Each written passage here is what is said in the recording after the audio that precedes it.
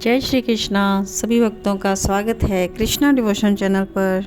और हम सभी श्री कृष्ण चरित अमृतम अद्भुत ग्रंथ का रस आस्वादन कर रहे हैं, अमृत कथा का आस्वादन कर रहे हैं। और बहुत ही मार्मिक प्रसंग चल रहा है, श्री कृष्ण और उद्धव का संवाद। और इसके ज़रिए हम श्री कृष्ण के अंतर्मन की सुंदर गाथा को श्रवण कर पा रहे हैं। तो आइए आगे बढ़ते हैं अपने प्रसंग की और आज भाग 218 श्रवण करेंगे। और हम श्रवण कर रहे थे कि श्री कृष्ण बहुत ही विचलित हैं, उनको वृंदावन की याद रह रह कर आ रही है और मूर्छित से हो रहे हैं। और उद्धव ने उनको संभाला है और आगे क्या कहते हैं आइए श्रवण करते हैं।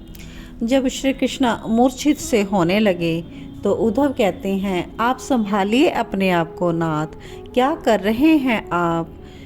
तो मेरे गुरु बृहस्पति मुझे कहते थे कि श्री कृष्ण आत्मा राम हैं, पूर्ण काम हैं, जगत के नियंता जगदीश हैं। उन्होंने आपके बारे में मुझे सब कुछ बताया था। पृथ्वी का भार दूर करने के लिए ब्रह्मा ने सकार वपु रूप धारण किया। उद्धव जी सारी चर्चा विदुर जी से करते हैं कि मैं संभाले हुए था प्रभु को, लेकिन वो तो रोते ही जा रहे थे और वो देह की सुध भी भूल गए थे। तो आगे श्री कृष्ण ने कहा, मेरे भाई यमुना किनारे चलें। बस यह बहुत ही बड़ी मुश्किल से बोल पाए थे, मैं क्या कहता। तो मैंने कहा हाँ चलिए, उन्हें एकांत चाहिए था और वो मुझे बहुत कुछ बताना चाहते थे, इसलिए मैं उन्हें लेकर यमुना के किनारे आया। एक कमल का पुष्प बहता हुआ वृंदावन से आ रहा था तो उन्माद से भर गए मेरे कृष्ण। वो दौड़ पड़े यमुना के बीच में ही और उस कमल को लेकर आए। तो उद्धव से कहते हैं, उद्धव ये कमल है ना जो ये मेरी राधा ने बहाया है। हाँ, इसकी सुगंध मेरी राधिका के अंग की है, उन्होंने मेरे लिए भेजा है। तो मैं तो चकित था कि श्री कृष्ण की ऐसी दशा मैंने पहले देखी नहीं थी आज तक, लेकिन ये क्या था, मुझे तो कुछ भी समझ नहीं आ रहा था। और श्री कृष्ण कहते हैं, मेरी गोपियाँ यमुना के किनारे इस समय इकट्ठी होती हैं और मेरी ही चर्चा करती हैं। मेरा वियोग उन्हें असहन हो रहा होगा। श्री कृष्ण मुझे हर बात बता रहे थे ब्रज की।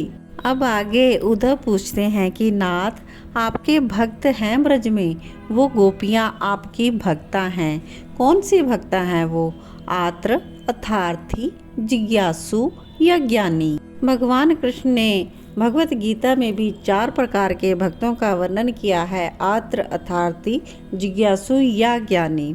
लेकिन यहाँ पर उद्धव की बात सुनकर भगवान कृष्ण रुक जाते हैं और कुछ सोचने लगे और फिर सिर हिलाते हुए बोले, नहीं उद्धव नहीं, वो सब मर जाएंगी पर मुझे आवाज़ नहीं देंगी तो आत्र कैसे हुई?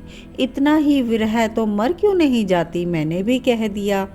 ऐसे मेरे मुख को बड़े ध्यान से देखते रहे श्री कृष्ण, फिर बोले, मरना तो वह चाहती हैं पर मेरे लिए, सिर्फ मेरे लिए अपने जीवन को धारण करके बैठी हैं। और पता है उद्धव, मेरे लिए क्यों? क्योंकि वो मर जाएंगी तो मुझे दुख होगा, इसलिए वो मर भी नहीं रही। ये कहते हुए हिलकियों से रो गए कृष्ण। उद्धव, मैं क्या बताऊं उन ब्रजवासियों के बारे में, तुम 4 भक्तों में उन्हें बांट रहे हो ना। वो ना आत्र हैं, ना मुझे कभी आवाज़ देकर पुकारेंगे, ना मुझसे कभी कुछ चाहेंगे, अर्थार्थी भी नहीं है, वो तो मुझे ही देंगे, दिया ही है उन्होंने मुझे। ये कृष्ण उन्हीं का ऋणी रहेगा सदैव। पता है उद्धव, वो मेरी मैया, मेरी यशोदा मैया गर्मियों में रात रात भर सोती नहीं थी, मुझे पंखा करती रहती थी। मुझे थोड़े भी सफ़ेद बिंदु आ जाते थे तो वो उठकर बैठ जाती, गीला वस्त्र मेरे माथे में रखकर पंखा। गर्मियों में वो कभी रात में सोई नहीं थी, मेरे लिए माखन निकालती थी। श्री कृष्ण रोते जा रहे हैं और बताते जा रहे हैं उद्धव को, मैया के यहाँ दास दासियों की कमी नहीं थी, फिर भी मेरे लिए दास दासियों से नहीं स्वयं ही माखन निकालती थी और निकालते हुए गदगद हो जाती थी। और उद्धव मुझे जब माखन खिलाती थी ना, मैं खाने के बाद कहता था बस हो गया, पेट भर गया मेरा, तो वो मेरा पेट देखती थी, दबाती थी पेट को, फिर कहती थी अभी तो और जाएगा इसमें माखन। उद्धव क्या बताऊं मैं उस ब्रज की बात। मेरे ग्वाल बाल मनसुख मेरा सखा, मेरा श्री दामा, ओहो। यहाँ वो सब लोग आए थे। जब जाने लगे तो मुझसे बोले चल कन्हैया वृंदावन में चल। मैं कुछ ना बोल सका उनसे, वो मेरी ओर देखते रहे। वो सोच रहे थे कि मैं कुछ कहूँगा, लेकिन मैं निष्ठुर बना रहा। उद्धव क्या करूँ मैं, वृंदावन को मैं भूल नहीं पा रहा हूँ। गोपियाँ, वो बावरी गोपियाँ मुझे देखने के लिए क्या क्या नहीं करती, झूठ बोलती हैं, परिवार वालों की डांट खाती हैं, पतियों की ताड़ना भी उन्हें विचलित नहीं कर पाती। तो आप कहना चाहते हैं ये भक्त नहीं है? नहीं है गोपियाँ, भक्ता नहीं है, ये मेरी अपनी हैं, मैं उनका सर्वस्व हूँ। भक्त जो होता है वो मन मुझसे लगाता है, पर गोपियों ने तो अपना मन मुझ में नहीं लगाया, गोपियों का मन ही मैं बन गया हूँ उद्धव। तो यह सब कहती यमुना के किनारे ही श्री कृष्ण गिर गए और मैं उन्हें संभाल नहीं सका। और कुछ देर के बाद उन्हें होश आया तो वो मैया मैया मैया ही कर रहे थे और कहते थे कि तेरा लाला बड़ा ही दुख पावे मथुरा में मैया। वो बोले जा रहे थे, उनके नेत्र बंद थे, हृदय की धड़कनें तेज चल रही थी और उनके देह से कमल की गंध ने यमुना के किनारे उन उड़ रहे भ्रमरों को निमंत्रण दे दिया था। वो सभी इधर उधर मंडराने लगे थे। मैया यहाँ गेंद नहीं है, खेलवे वारो कोई सखा नहीं है। मैया जाड़न में तातो पानी करके नहावे वारो कोई नहीं है। यहाँ माखन देवे वारो भी कोई नहीं है।